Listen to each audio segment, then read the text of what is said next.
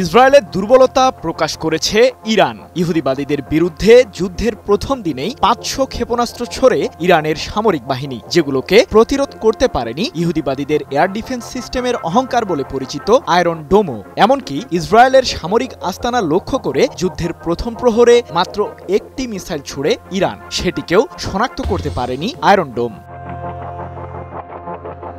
যুক্তরাষ্ট্র ও পশ্চিমা সামরিক জোট ন্যাটোর সমর্থন ছাড়া এক মুহূর্তও টিকে থাকতে পারবে না ইসরায়েল, এমন মন্তব্য করে ইরানের পার্লামেন্টের স্পিকার মোহাম্মদ বাঘের গালিবাফ বলেন, ইরানের ক্ষেপণাস্ত্র ক্ষমতা ইসরায়েলি সরকারের বহুল আলোচিত আয়রন ডোম প্রতিরক্ষা ব্যবস্থাকে নিষ্ক্রিয় করে দিয়েছে। আমাদের মিসাইলের কড়া প্রতিক্রিয়ায় মাত্র কয়েক ঘন্টার মাঝে নতি স্বীকার করে ইহুদিবাদীরা। মার্কিন প্রশাসনের সাহায্য ছাড়া ইসরায়েল কোনো যুদ্ধে একা দাঁড়াতে পারবে না। ২রা জুলাই বাঘের গালিবাফের বরাতে বিষয়টি নিশ্চিত করে ইরানের রাষ্ট্রীয় সংবাদ মাধ্যম প্রেস টিভি।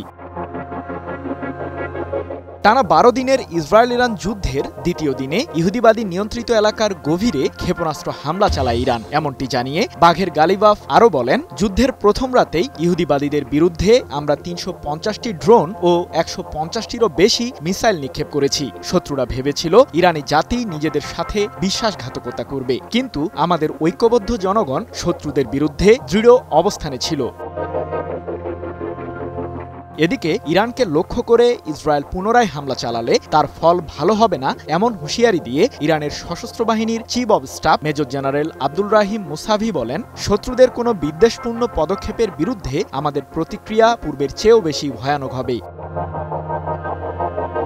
টানা ৭ম-বারের মতো বেস্ট টিস্যু পেপার ব্র্যান্ড হিসেবে স্বীকৃতি পেয়েছে বসুন্ধরা টিস্যু। এর আগে ইসরায়েলের এয়ার ডিফেন্স সিস্টেম আয়রন ডোম হ্যাকিংয়ের শিকার হয় বলে আন্তর্জাতিক বিভিন্ন গণমাধ্যম দাবি করে। ইরান সমর্থিত সাইবার হামলাকারীরাই জড়িত ছিল ওই অভিযানে, যার ফলে ইরানের ছোড়া ক্ষেপণাস্ত্রগুলোকে শনাক্ত করতে হিমশিম অবস্থা হয় ইসরায়েলের প্রতিরক্ষা বাহিনী IDF-এর।